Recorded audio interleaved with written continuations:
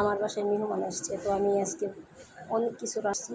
আর এগুলো কীভাবে রান্না করলাম, কতক্ষণ লাগলো রান্না করতে, সবাই কিন্তু অবশ্যই আমার ভিডিওটা দেখবেন, একটু মিস করবেন না। হ্যালো, আসসালামু আলাইকুম। বড় একটা ইলিশ মাছ ফ্রিজ থেকে বের করেছি, রান্না করব, ভালো খাওয়াতে হবে, এই জন্য কিছু মাছ রেখে দিছি।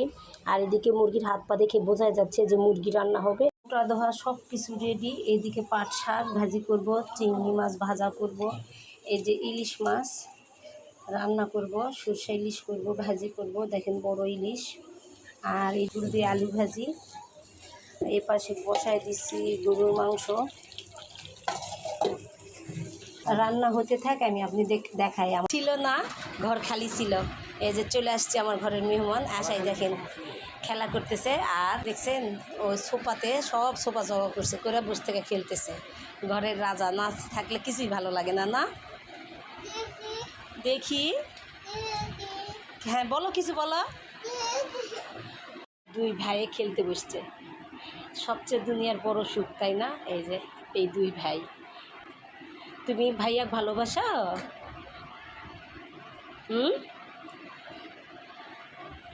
তো না, আমার ভাইকে দেখেন আপনারা, কয়দিন পরে আসছে। কয়দিন আমার ঘর খালি ছিল, শূন্য করে থিয়া চলে গেছিল, আবার ভরে গেছে ঘর, না? দেখেন এত মিষ্টি মিষ্টি কথা বলে, কিন্তু দেখেন এখন আর কথা বলতেছে না।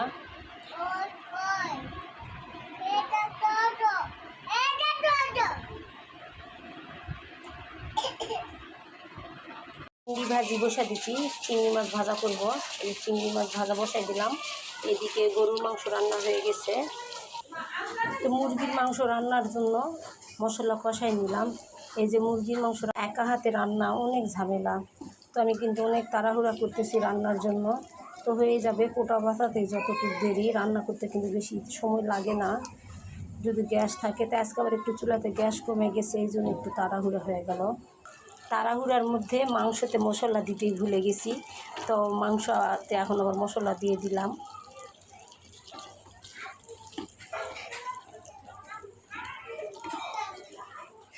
তো সরষে ইলিশ রান্না করবো, তার জন্য ব্লেন্ডার করতে সরষা, কাঁচামরিচ আর পেঁয়াজ দিয়ে ব্লেন্ডার করে নিয়ে আসি। পাট শাক ভাজিটা আমার হয়ে গেল। অনেক রান্না, অনেক টাইম লাগতেছে। শুনো, রান্নার ফাঁকে এদিকে সাউদায় যে কদবেল মাখা খাবে, সে মাখতে শুরু করছে। এই পাশে নারকেলের নাড়ু বানাবো, আমার বড় মেয়ে নারকেল কুটতেছে, মানে একসঙ্গে সবই হচ্ছে, খাওয়া দাওয়ার আয়োজন। মুরগির মাংসটা রান্না হয়ে গেছে, একটু জিরা ভাজা দিয়ে নিলাম, কারণ স্বাদ তো জিরা ভাজাতেই। গরুর মাংসে জিরা ভাজা দিতে মনে ছিল না, এখানেও একটু দিয়ে নিলাম।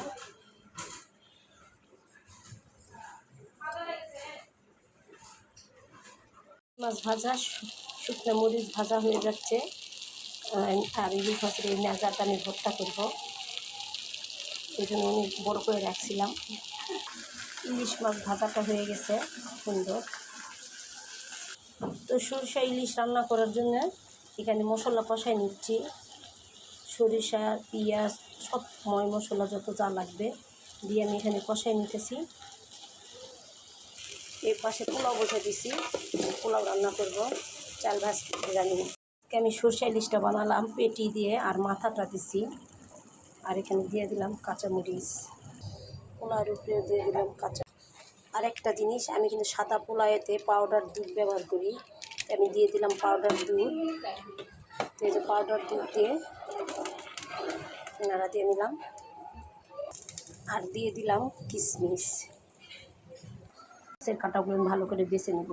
আমি এত তাড়াহুড়া করতেছি যে পোলাওয়ে লবণ দিতেই মনে নেই। তো এই যে এখন আমি পোলাওয়ে লবণ দিয়ে দিলাম, দিয়ে ভালো করে নাড়া দিয়ে নেব। কী বিপদ বলেন তো, কী হয়ে গেল আজকে আমার অবস্থাটা। আমার ইলিশ মাছের নেজা ভর্তা এই যে কমপ্লিট, সুন্দর হয়েছে না? দেখেন, তো পোলাওয়ে দেওয়ার জন্য বেরেস্তা ভাজার কথা মনে ছিল না, তো রান্না বাড়া শেষ, এখন বেরেস্তাটা ভেজে নিলাম, পোলাওয়ের উপরে দিব দেখে। হয়ে গেছে, এখন একটু বেরেস্তা ছিটাই দিয়ে দিলাম পোলাওয়ের উপরে, দেখতে সুন্দর লাগবে। তো আমার রান্না কমপ্লিট, টেবিলে দেওয়া হয়ে গেছে। কিন্তু এখনও খেতে বসেনি কেউ, সব রেডি। কেমন হয়েছে সবাই কিন্তু অবশ্যই কমেন্ট করে বলবেন।